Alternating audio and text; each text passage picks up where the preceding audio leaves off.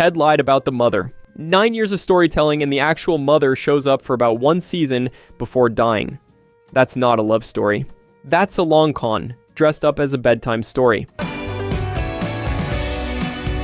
One ticket to Farhampton, please. Fans point out the blue French horn from Ted and Robin's first date gets stolen, handed back, stolen again, and left behind across the show. Only to resurface in the final scene when Ted shows up at Robin's window holding the exact same horn from episode 1. A callback too deliberate to be an accident 9 years later. The kids at the end aren't devastated, they're not even surprised. The theory says that reaction only makes sense if the whole thing was conditioning, not memory. 2 teenagers slowly walk toward an ending their father needed them to approve before he could act on it. Excuse me. Hi. Hi. I'm the best man. Yeah, get in here. Oh, thanks. Here. Let me. Oh, okay. Thank you. You're Cindy's ex-roommate, right? Yeah. And you are the professor. I took one of your classes. He never says why he started telling it. He never explains what made that particular night the right moment to begin. Fans think the answer to both questions is the entire theory. Toby was the Scranton Strangler. Stack this up. The Strangler case runs as a real subplot across multiple seasons. Someone gets convicted. Toby lands on the jury. He votes to convict faster than anyone else, specifically to escape jury duty, and then voluntarily visits the convicted man alone in prison afterward. Comes back shaken. Never tells anyone what was said in that room. Ever. George Howard Scout, a.k.a. the alleged Scranton Strangler. He's in prison for something he may not have done. Fans catalog the rest. Toby is awkward and invisible in a way that functions as cover. Nobody watches him. Nobody accounts for his time. He references true crime constantly and treats it like casual interest.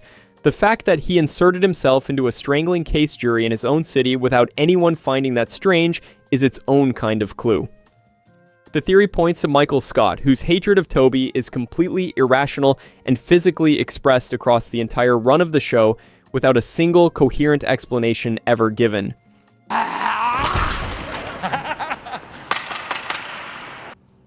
This is the worst. This is the worst. You are the worst. I hate looking at your face. I want to smash it. The Good Place was hell from day one. Not an accident. Not a filing error. A construction. Fans mapped the 4 characters against each other, and the overlaps are too specific for coincidence.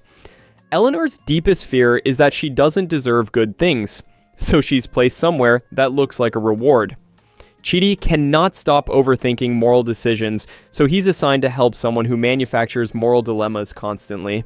Tahani needs validation she will never receive, surrounded by people who find her exhausting.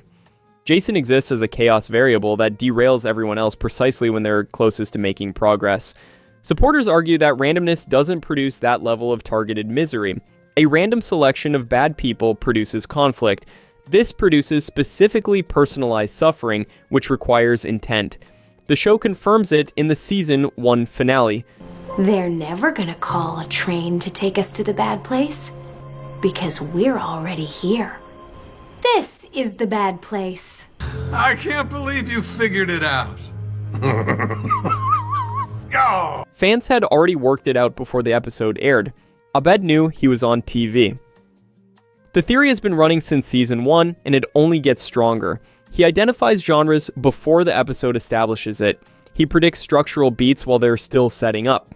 He names what kind of episode they're in while everyone else is just living through it. He's never wrong about any of it, which is the detail fans keep coming back to. The only internally consistent explanation across 6 seasons is that Abed has genuine awareness of the format surrounding him, not as a character trait or a quirk, but as actual perception of something the other characters cannot access. Abed, you're special. Can't you just stand at the scene of the crime and see what happens? The season 3 moment where he holds eye contact with the camera for longer than any editor would accidentally allow sits at the center of the theory. Nobody on the show comments on it, nobody reacts. Fans say the show blinked first, and then immediately pretended it didn't. Morty is becoming Rick, and the show has been logging the evidence in real time. Season 1. Morty is a mess. Panicking, arguing, getting overwhelmed by things that barely register for Rick. Current Morty makes hard calls quickly, processes loss faster, and finds the adventures noticeably less funny than he used to. The complaints stopped. The moral objections shortened. Fans point out the emotional range has been narrowing every season in a specific direction, which is exactly what Rick looks like if you assume he started somewhere similar. The theory says Rick isn't teaching Morty anything. He's watching a timeline he already knows the destination of. Somewhere in the multiverse there's a Morty who kept going long enough to become exactly this. And fans think Rick has already met that version and knows precisely how it ends. He keeps Morty close not out of affection alone, but out of something closer to recognition. Of course there's infinite Mortys, because there's infinite worlds, Morty, and infinite me's! Wanda built a prison. The specific format is the clue fans keep coming back to. Not a fantasy world. Not an alternate reality, a sitcom. The one genre where nothing permanently breaks, problems resolve before the episode ends, and death doesn't stick. She isn't passive inside it either. She's managing it constantly, pushing the format back into shape every time the edges show through, which means she's aware of the edges the entire time. The show frames this as grief, but fans argue the deliberate choice of format tells you something grief alone doesn't explain.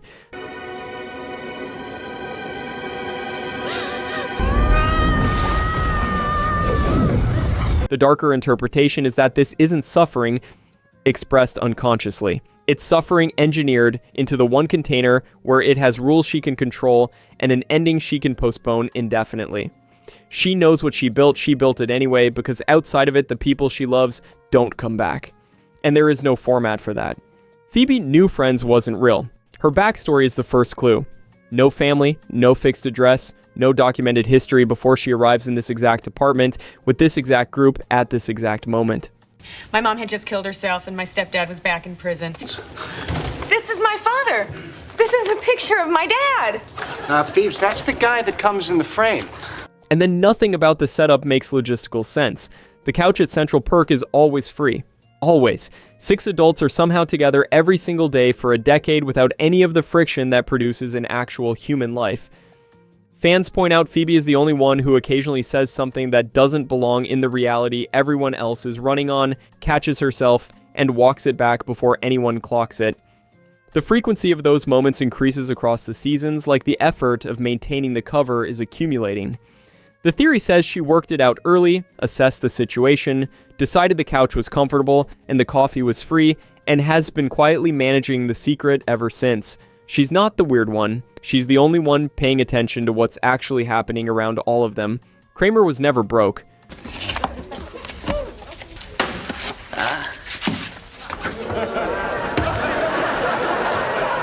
The show never actually states it.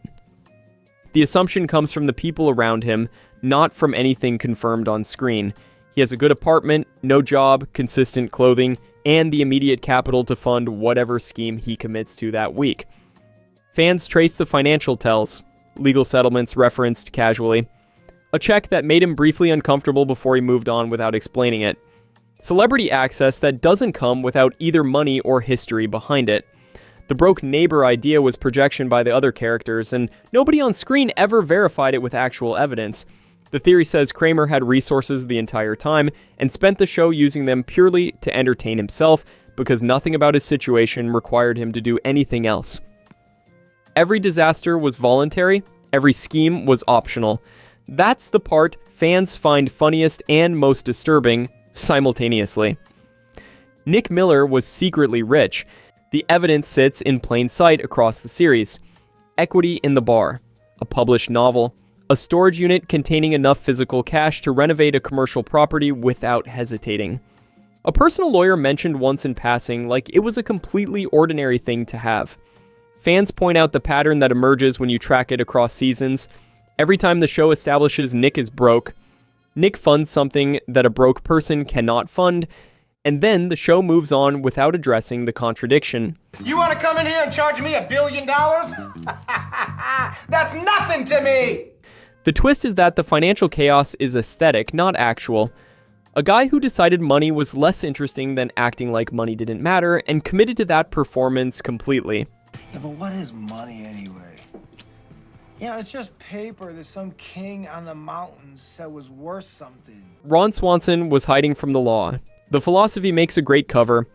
Fans say if you strip out the ideology and just look at the behavior, It maps onto someone who built a new identity from scratch and hid it somewhere nobody looks. 2 ex-wives both named Tammy, which is either the worst luck in Indiana or a man who keeps marrying the same name because aliases are easier to track than emotions. My final wish is to have my ex-wives rush to my side so I can use my dying breath to tell them both to go to hell one last time. One works at the library, Ron treats like a hostile foreign power. One works at the IRS, no bank accounts, no digital footprint. A government document destroyed by eating it in front of witnesses with zero explanation offered and no follow-up questions asked. Ron goes to extraordinary lengths to keep his finances, his movements, and his off-the-grid activities hidden from every government system and every coworker simultaneously. Fans say the Parks Department wasn't a career, it was cover,